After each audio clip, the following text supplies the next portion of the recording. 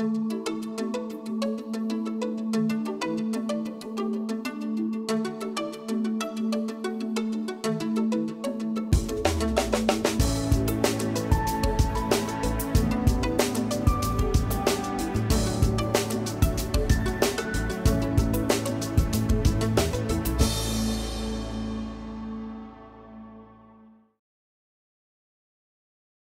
right, so the title of this is affiliate SEO dead?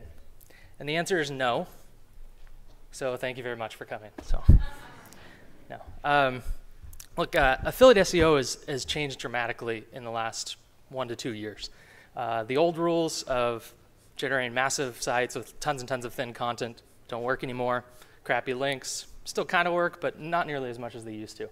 So the question that we have to get to is, how do we build an edge with our affiliate sites? How do we do something that's different enough that Google says, okay, like that's okay? And that's what we're going to go through in this session. I got a number of case studies, a lot of really good examples of what affiliate sites are doing well and some that aren't doing so well. And how do we build sites that can be around in 3 years, 5 years, that you could ultimately sell or move on from? This isn't exactly a churn and burn session. We can talk about that a lot if you want, but this is going to be how do we build sites for the long term, and yeah, I think it's going to be a lot of fun. It's not going to be an hour. We'll keep it a little shorter. I know it's the last day of Affiliate Summit, so everyone's kind of like, yeah. So we'll try to keep it fun. Okay, so the first question you might need to ask yourself is my site a zombie site? And by this, I mean, basically, did you get hit by one of the 2 major updates in the last year or two? If you did, you might have a zombie affiliate site. And the site, oh, I see some hands. Yeah, I have a hand here too. So if your site got hit by one of the major updates, either Panda or Penguin, you might have a zombie affiliate site. And these are kind of just limping along, not getting much traffic anymore. And you kind of have to decide, how am I going to either fix this site, or do I just need to blow it up completely? So let's look at some of the symptoms of a zombie affiliate site. I mean, one of the easiest ways is to look at the algorithm updates and correlate it with some traffic drops. So if you're not familiar, Panda, the first iteration, came out in February of 2011, and that was really targeted at sites that had crappy content, really thin content. Basically, if you were going out on Fiverr and buying articles for $5, you probably got hit by this update.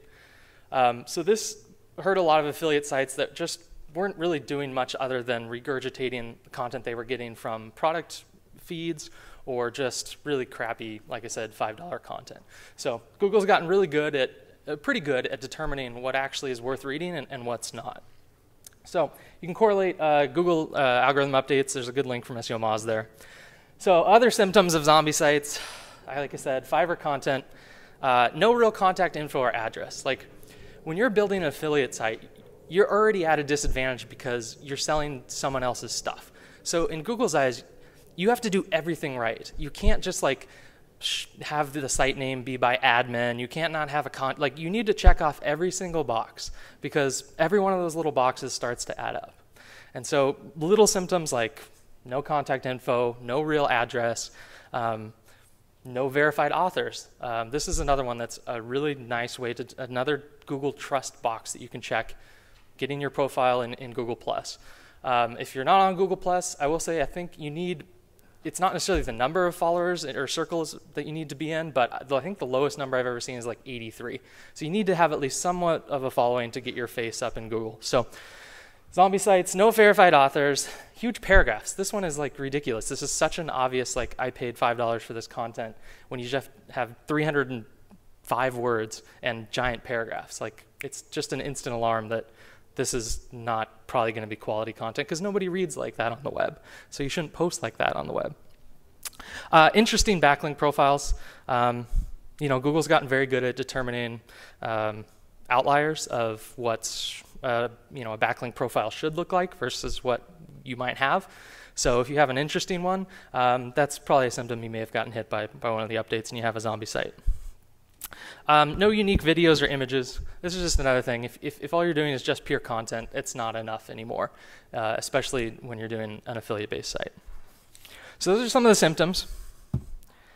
Now we have to decide, okay, we've got the site. This is the depressing part of the presentation, by the way. It'll get more inspiring later on, but this is still the depressing part. So we have to decide, we've got these sites, are we gonna try to cure them, or are we just gonna blow them up and start from scratch? And depending on how zombified they got, you can kind of determine which way we wanna go with this. So I'm gonna take a look at a couple different real case studies, real sites here that got hit by a couple of the updates in the last couple years, and we'll kind of determine, you know, the zombies are out there, do we need to try to cure them, or do we just need to blow them up? So this is a site, flexiscreens.com. They sell flexible screen inserts to keep flies out of Windows. It's not actually an affiliate site, but it's a very good case study of recovering from a Panda hit.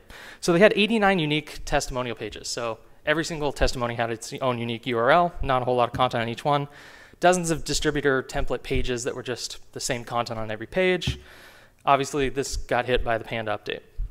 Now, this is one, when you have content issues, things that you can control on your site, there's a good chance that you can recover from it. I've had a couple sites where we just removed crappy content and it actually did come back from a Panda update, but it had no backlink issues.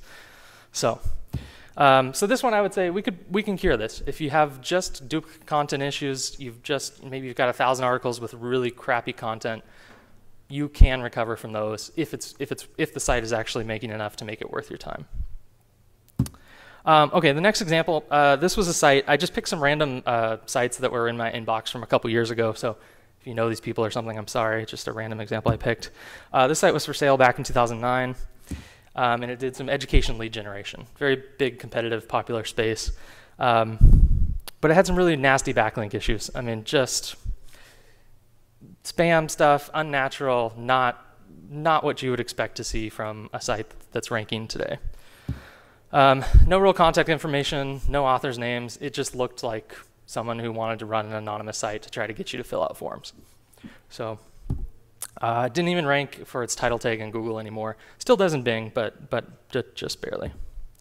So this one, if you've got one like this and it's not really doing much, you're probably just better off nuking it. I mean, if it's got 10,000 links that you need to try to clean up and it's making $100 a month, that's a really big project to clean up. So you probably just want to nuke that. Okay, this is another example. This was another site that was also for sale back in 2011. It's called reviewcar.com. So I think I actually want to start with just the look and feel of the site. If anyone read the Google guideline or the Google manual review PDF that came out a couple months back, you know, they are heavily reviewing sites manually. And something that looks like this, where all it is basically put in this zip form and so I can get your information, that's going to be rated like a 5, and it's 1 to 5 scale. And sites like this is like about the worst way you could monetize and to try to actually still get traffic from Google. You can't just be all about the click and the conversion anymore. So this one, you know, it's got a banner ad, which is just a straight affiliate link through CJ, and then it's got this zip form. So right away, it's like, okay, this is all about just getting me to fill this stuff out. Did some insurance, car, lead gen. The major issue here was anchor text issues. There's a little chart there. You can't really see the text, but basically that says car reviews. So 95% of its links pointing to the site said car reviews. For a domain that's reviewcar.com, like that's the most giant red flag that Penguin will hit. So if you, it's just so easy for them now. I mean, that is anchor text that is so remarkably off from what is natural is if you haven't gotten hit by Panda already, or by the Penguin update already, like you will. And this one got hit a while back, and you can see just traffic decline. But so yeah, 95% said car reviews. You have to have a natural backlink profile, at least in the anchor text for right now. And if you want to build a site, again, that you can sell in a couple of years or actually build a business around, you know, going for exact match anchor text 95% of the time is a really good way to wake up one morning and not have much of a site left. So again, this site was really all about the click, not really adding any value to the user whatsoever. Doesn't rank in Google for its title tag. This one, I would sadly say that we'd probably want to nuke this one too. Okay, so that ends the depressing part of the presentation. From here on out, we are going to take on the zombies, and we are going to fight them, and we are going to figure out how can we build our sites to withstand any sort of zombie invasion and really build solid, authoritative sites that we can sleep well at night. So the first site is it's just a rental search site, but it's monetized 100% through affiliate deals. They sell leads to brokers, and this site, what they do is it's just a listing of New York apartments. But I want to point out a few things that they're doing really, really well. Looking at the site itself, it's nicely designed. It's clear that this is a real company. They have all the contact information. It's made, with love in New York City. You can tell, like, this is a legit company. Like, I would click that button to find apartments. You go through, you see a nice map. So what's the edge that this company has? Besides kind of a nice design, they've developed a score from 1 to 100 of, like, how good of an apartment deal is this in New York City. And it's nothing super fancy. All it is if you have extra photos on the thing, it gives you a bump. If the apartment manager logs in a couple times, it bumps up the score. So what they're doing is taking generic information, which is a listing from a broker, and they're just adding a little bit of a data layer on top of it. And it's enough. It's enough for Google to say, that's enough value that this site is worth ranking. And they get great mentions in the press. Press is the best link you can get right now. And you search for New York apartments, and they rank #2 in Google. You can see a site like this back when Penguin came out in April of last year, clearly benefited from probably some other sites falling down. So this is just one example of where you can take an edge of data and press to really build a site that Google says, okay, like, this is adding value. We're going to reward this. Okay, next site, and maybe you've heard of this site. It's commonly used for kind of an example, but it's really great if you've never searched for a flight using Hipmunk. It's just a whole new world of how to search for a flight. And the site itself and the company is monetized, at least from what I can tell, 100% through affiliate links to orbits. They make all their money just sending you off to orbits. They access the flight data, but then they kind of add their own little twist to it. They say, we're not going to just show you the cheapest flights. We're going to show you flights sorted by agony. So we're going to take the price, and then we're going to take the length of the flight and potential layovers, and then sort the data that way. So what they're doing is just taking data that everyone has access to and taking their expertise and their edge, which is design and user experience here, and building just an absolutely killer affiliate business based on design and UX. So this is kind of another example of where you have to figure out what's your edge. It can't just be crappy, $5 content on a mass scale. You have to figure out, do we have some sort of data that we can combine to generate a little bit of extra value on top of a generic data source? Is it design? And do we have a really killer designer on our team that could do something along the lines of this, where taking data and just making it more accessible and more easier to use? And sites like this is an affiliate site. It's a massive company that's going to get bought by Orbitz or Expedia or somebody here. And you search for flight search, and they don't outrank Google. Not surprising, but they do outrank Expedia, and they're right after Kayak. So this is another example of just where a little bit of a different edge applied to an affiliate site can completely work. Affiliate marketing is just one way to monetize a site, right? So as long as you're not just sending people off, click, click, click, click, click, like, Google does not hate affiliate sites that do it well. They hate sites that just try to get you to click through somewhere else. So this is probably one of my favorite examples of a really solid affiliate business that's using design to differentiate itself. Okay, this is the next one, and this is an example of a site. They just do insurance comparison. Go on the site, try to find a local insurance agent. They sell the leads, to local insurance agents. Now you go on the site, and most insurance sites don't look like this. They don't have happy, smiling people. They don't show the faces of the company. Like, all the things that the bad affiliate site, would never do, they're doing, because they're building a real business around an affiliate site.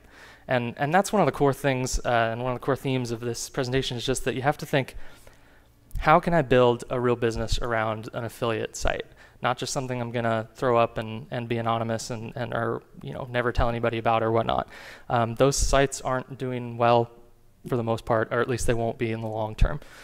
So this site got bought by Bankrate for $24 million last year. Obviously, it has a few advantages of it. I think the first, they had a really good press strategy. They got links from 37 Signals, which is a big technology blog. They got a nice profile in Inc. magazine. And because they were able to tell the story of a seemingly boring industry really, really well. And that was, they were two guys from Ohio that one was working at Ohio State, a food truck during the day, and the other was an insurance agent, and they started this little company and built it up. And I don't know, it's an interesting story. And you have to figure out, like, what's the story that I could tell with an affiliate site. And it's really tough sometimes to figure out what that is, but there's probably something interesting about you or your company that maybe doesn't even have anything to do with the business itself, but that could get you either press locally or even nationally, depending on the kind of story that you can tell. These guys did a really good job with that, and it's a really warm site. You can tell this is a real company. And that's what Google wants to see. They want to see sites that are genuine, that are authoritative, that are run by real people. So the more you can show that in your site, the better off you're going to be. Okay, this is probably my favorite example of where the content bar is in just on the web in general today. So The Verge, if you're not familiar, is kind of a technology site, mostly content, videos, reviews, that type of stuff. They don't actually do much affiliate stuff. They mostly sell display ads.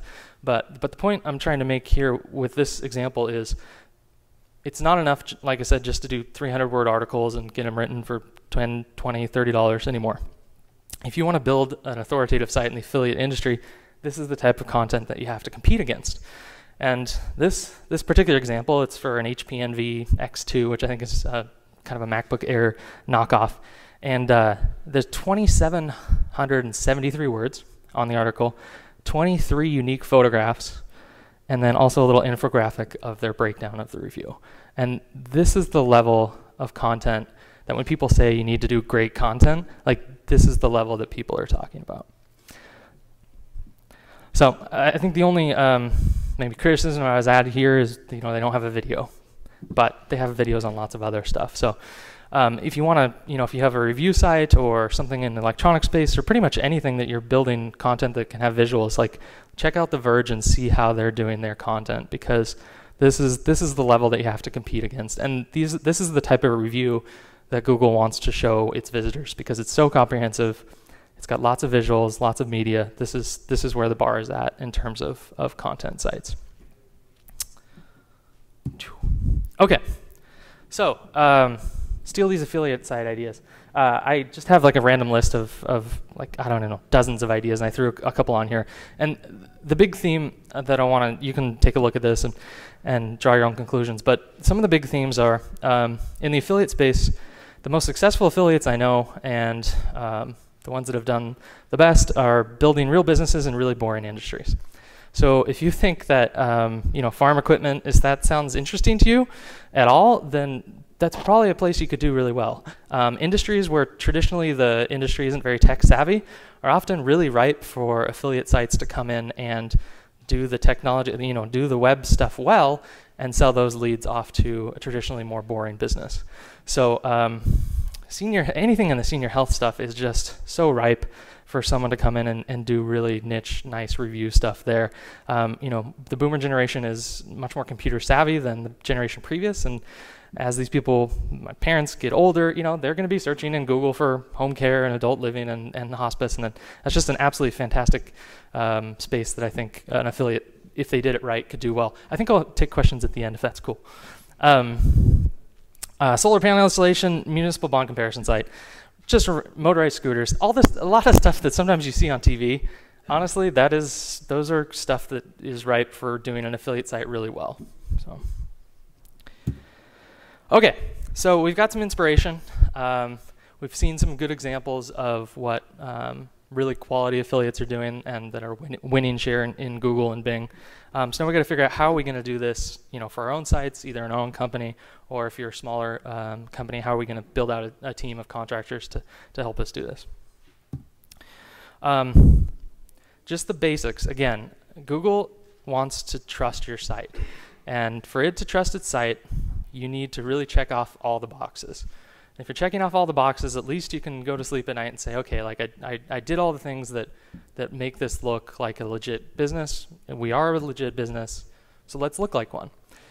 Social profiles, it takes 5 minutes to set up Facebook, all the just social stuff, just set it up. You don't even have to necessarily use it. I mean, you should. Social's good, yay, all that.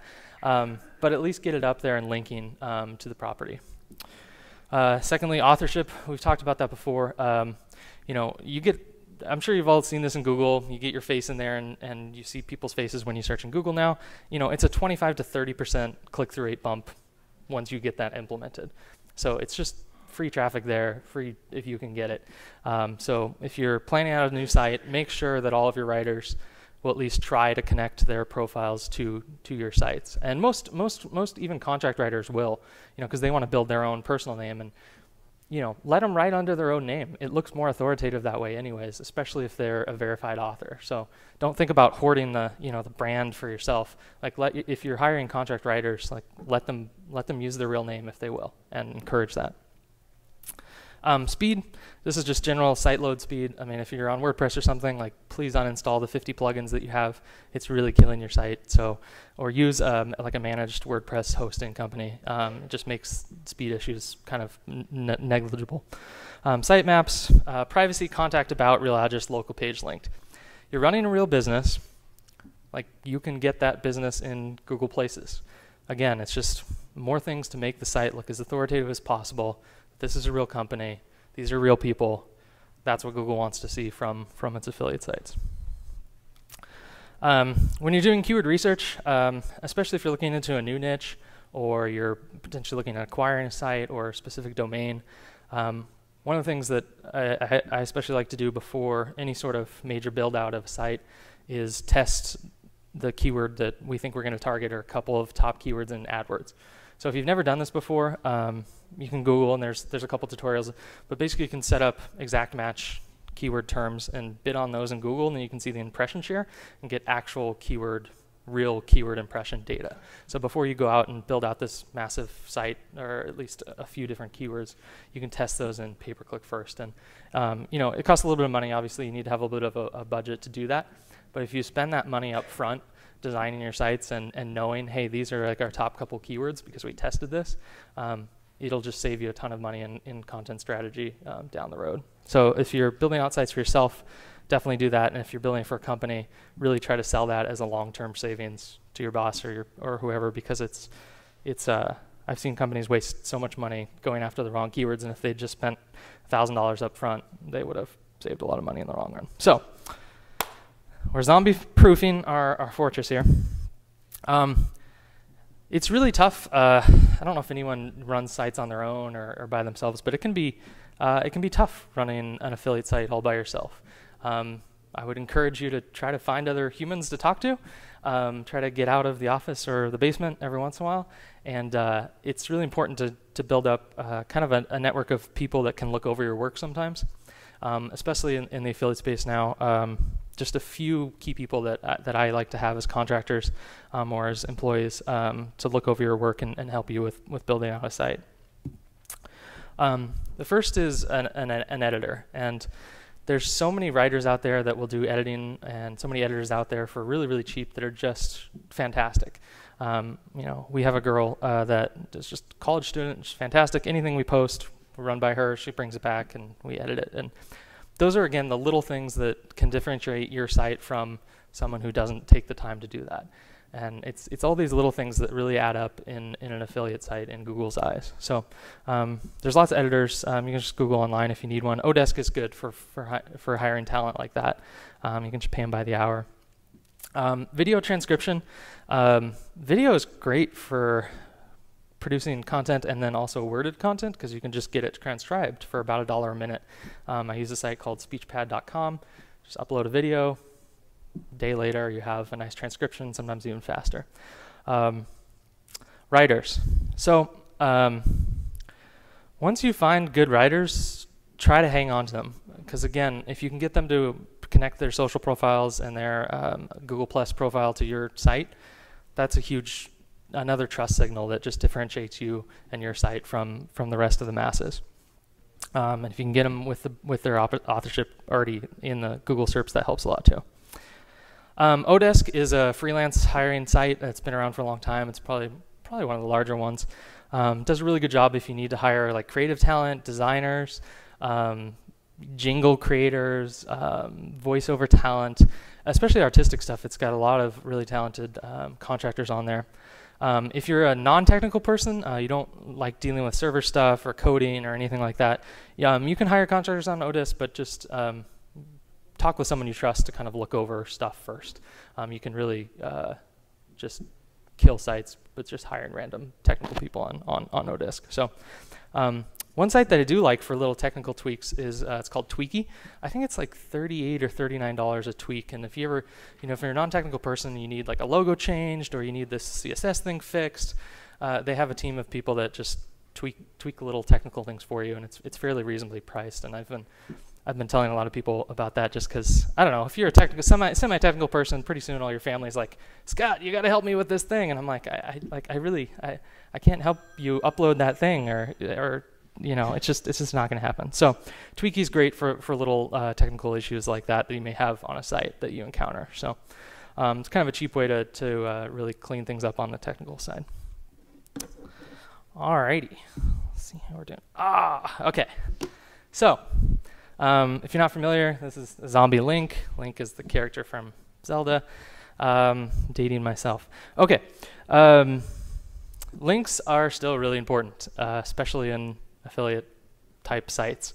Anyone who says the links are dead is obviously never looked at a Google SERP lately, because it's still the #1 relevancy signal that Google uses to determine rankings. Social things are great. Those are also other signals, but you still need to be able to build links to an affiliate site. One of the examples that we looked at, insuranceagent.com, used kind of a press strategy in terms of link building. Press links are hands down the best links you can build, like bar none. Your competitors can't copy them for the most part. They're difficult to get, but newspapers and magazines and online sites for the most part are more apt to link out now than ever.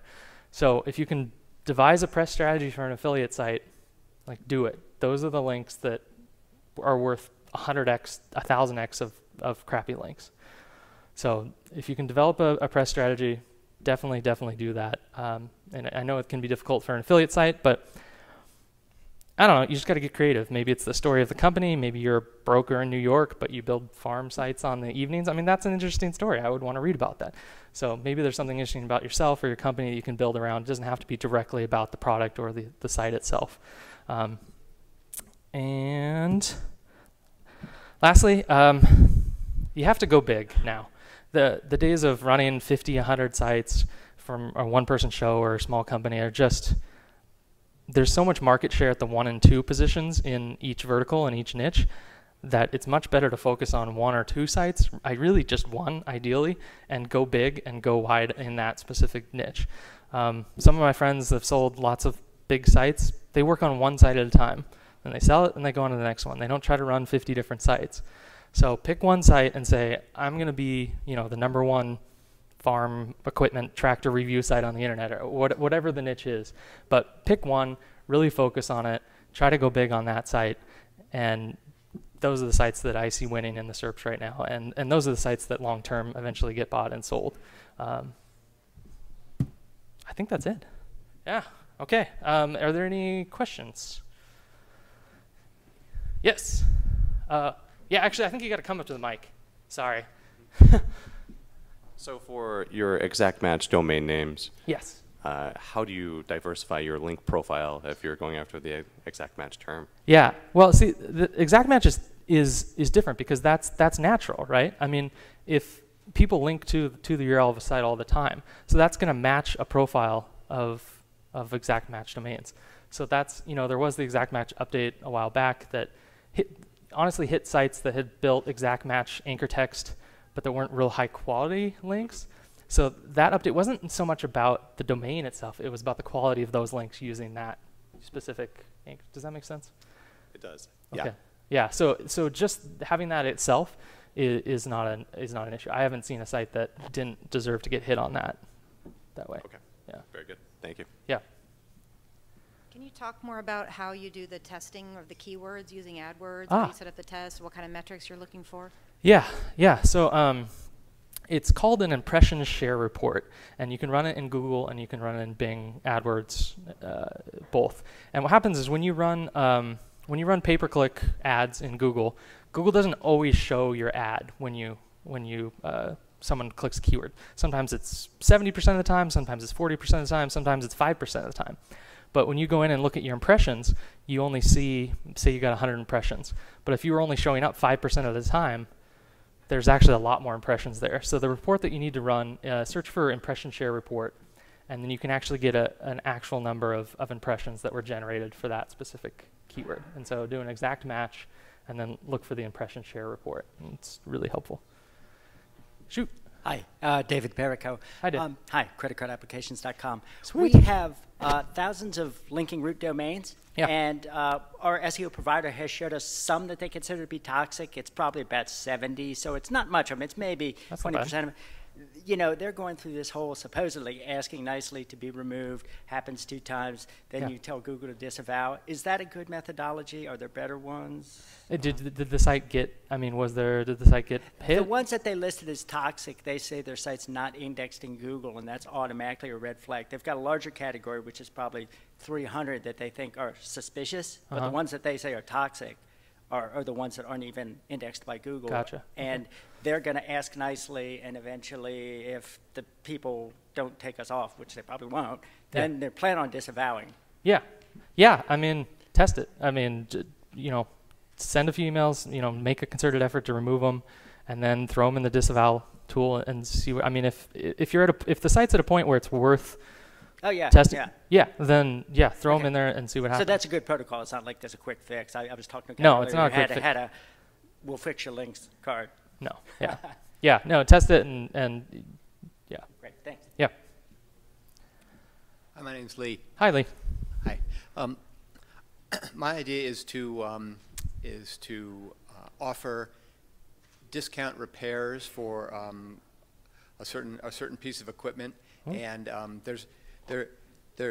in every city there's no real one place that does the repair. It's a lot of little shops. And you had said when you were talking about that one site where you say then sell the leads. How would you go about it? Like if there's 50 top cities, what would be the methodology? Yeah, that's a really good question. So the best way to, if you have the site or you have someone who's interested in this specific repair, if you can get that customer's information, then take it to a couple of people in that area and say, hey, I have someone who needs your service.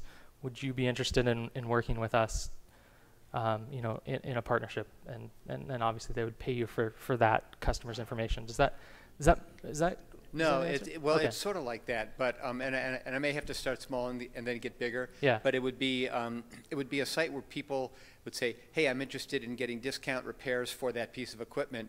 You go up, and then I would list the shops in that area that have said they would partner with me. Gotcha. Rather than say, "Is anybody interested in getting discount?" and then I'll go find a shop for you. Yeah, the challenge there. Okay, I understand your question. The challenge there is going to be getting those shops to partner with you, right? Yeah, right. Because they're getting inundated by everybody and their mother to, hey, we can get you more customers online. Like probably Groupon calls them and says, "Hey, why don't you do a Groupon stops by, once a week and talks to them. So you, I think trying to focus on getting the customers first is the tougher problem, because if you can get those customers, then you can find people that will take them. Yeah. So I think it sounds like you're figuring, you want to figure out how can I build out this network first. Is it the chicken or the egg? Yeah, it is. Yeah, and I would say focus more on how are we going to get the customers and the traffic, and then you can figure out how to build out the network. I would be just concerned if the customer came up looking for, oh great, here's a place where I can find out about repair, and then it's like, no, just give us your information, then I'll go search it out and I'll get back to you sometime. They might go, I'm not going to give you my name, Yeah, I mean, you can fake it till you make it there. Yeah, I mean, you're gonna connect the person to the right provider eventually, and if it takes them a day for you to do that, I think people would be okay with that. What would you think about this model to try to do it in one city? Go to a couple shops and say, hey, I'm going to be doing this. Could I list you on there? And yes. Then definitely. work the model, and then go to other cities and say, I've worked the model, I'm going to bring it to your city. Do you Yes. want to sign up because I got this kind of traffic generation potential? Definitely, yeah, and that was going to be my next point was, yeah, start with one city, prove it there before you try to build out something for multiple cities. But Cool. definitely, yeah, Thanks. start with one city. So thanks for the question. Hi. Hey, how's it going? Good. Edward Mendoza with PerspectiveSEO.com. I just wanted to add, when you were talking about foolproofing, for any other updates, Yeah. not only is Google Places great, but also YouTube. I'm doing a lot of clients where Google Places and YouTube Nice. is huge because, they're Google properties. Yeah. For me, the biggest difference, though, is with Google Places, you want to backlink to your actual site, and that'll give you the boost in places. Whereas YouTube, you can actually backlink to the YouTube page. Ah, So nice, cool. Thanks for the tip. That's good. I just have a quick question about anchor text link diversity. Yeah. When I build affiliate links now, I build the backlinks so I have 40%, 30 to 40% of my keywords are my targeted keywords. Then another 20% are generic keywords but related to my niche, and the other percentages is just not random, generic, non-related terms. Is that a good profile to use now when building links in the post-Penguin Panda world?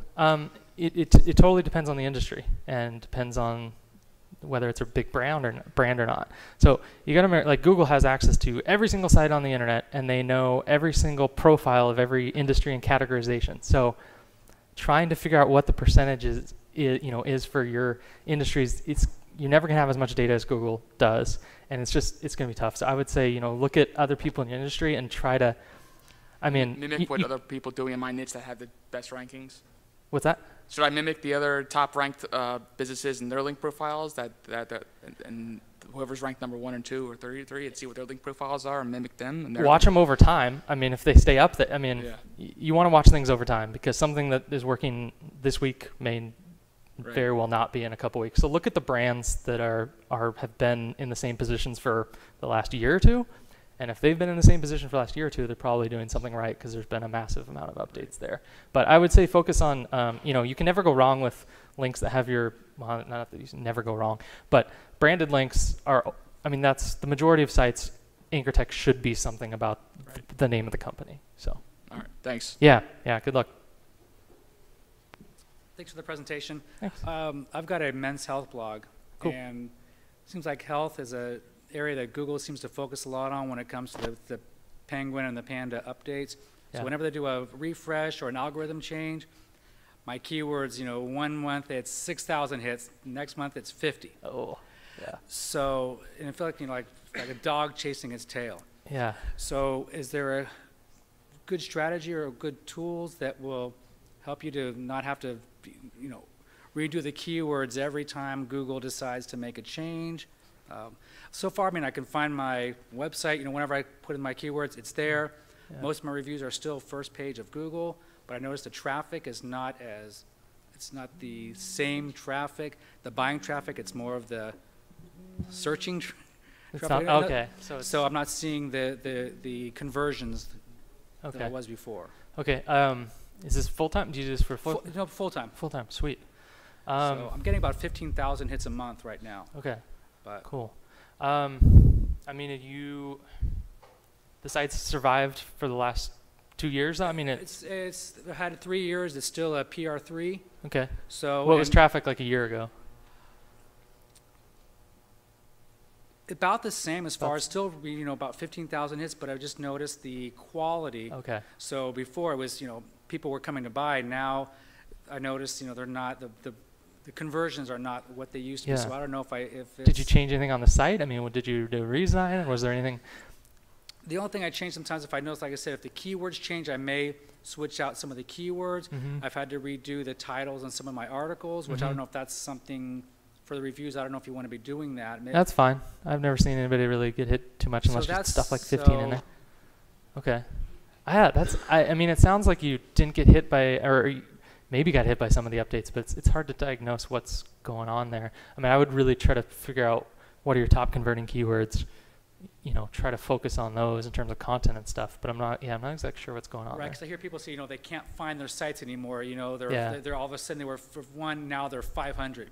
Yeah, that doesn't sound like And that. I'm not having any of those kinds of issues. Like I Yeah. said, I just checked one of my reviews the other day, and it's still number 4. Yeah. So it's just, I guess, trying to figure out what's. Yeah, I mean, some of the penalties are URL level penalty. I mean, it's not uncommon or filters that you see, you know, on a specific URL. So your site as a whole may not have gotten hit, but sometimes individual pages can definitely get Right, I demoted. know some of my links were broken. I had to fix some of the links and Okay. things like that. So, Okay. but okay, well, thanks. It's interesting. Yeah, I'm sorry I can't help you more on that. Hi, I'm Danny Maddox with driversed.com. I have about 15,000 affiliates for our site. Yeah, nice domain. Yeah, one of the things you know is that you provide affiliates with text links in your creatives. Is that a Penguin liability by any chance? Because you know these guys get out there, they post your links everywhere. Yeah. So what's the risk on that? I honestly don't know. Yeah, I've never dealt with someone at that scale. You know, I've always been on the other side, sending traffic to people like you. I'm not sure what the liability. I mean, how are the links? Well, you know, like you create links that says, you know, go to driversed.com, Yeah. like that, and you hand these out. Yeah. And usually with amateur affiliates, they just cut and paste these links. Yeah. And in light of what Penguin has come out and done, Yeah. I was thinking earlier today, is that a liability now? Should we discontinue that? If you haven't, I would say if you haven't got hit by it yet, I wouldn't change anything. I mean, that's you have a pretty large brand, a very large base. I mean, I've seen lots of companies do that. So even if that's a case where, you know, if you did get hit by a penalty, that's somewhere where I think you could go to Google and say, hey, like, we thought this was the normal practice. You know, a lot of other sites are doing this. You know, we can change this, but I don't know. That's a tactic where I wouldn't feel too. I wouldn't want to mess with that if you haven't seen an adverse effect to it now. Just because I see a lot of sites doing that. So. Thank you. Yeah. Just on that topic. Yeah. Wasn't there something a while back that like I don't remember this, probably some people here know more about this, that like there was somebody, I think they had WordPress themes or something Yeah. like that, and in the footer they would have powered by whatever it was, and Yeah. all these crap sites were using it and they ended up linking back, and that Yeah. Yeah. That tactic has been penalized or filtered, or that doesn't work. would that be the same thing? It could, but those people didn't even necessarily maybe know they were putting this link on, right? They were just installing a theme or something. These are their partners and their affiliates who are actively choosing to. Do you see the difference there? And I think from Google's point of view, there's a stark distance. Obviously, I don't speak for Google or anything, but just knowing enough people there and how they view things, there's a clear difference between those two. Yeah. Hey, Scott. Hey. You mentioned PR links are some of the best links you can get. Yes. As a new affiliate, or for anyone that's a newer affiliate, Yeah. any quick tips on strategies to get, you know, good PR or PR from a scale perspective? Yeah. Other than just reaching out to a major publication. Yeah. Which is what we all have to do. But any quick tips on that? Yeah.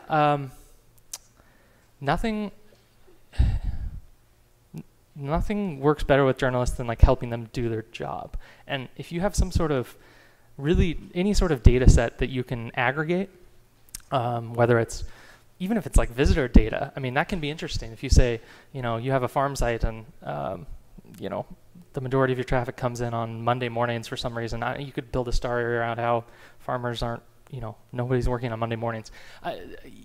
So if you have, what are the type of niches or sites that? Nothing yet. Right, Oh, you're just thinking? thinking. Yeah, I mean, it really depends on the industry, but really, if you have any sort of data set that you can aggregate or differentiate yourself, that journalists love any sort of data stuff. That's like super hot right now. So. And the other thing with PR is I've never worked with like a PR web or one of those services where you create your own press releases, right? I haven't done those for a couple years. Okay, are those valuable?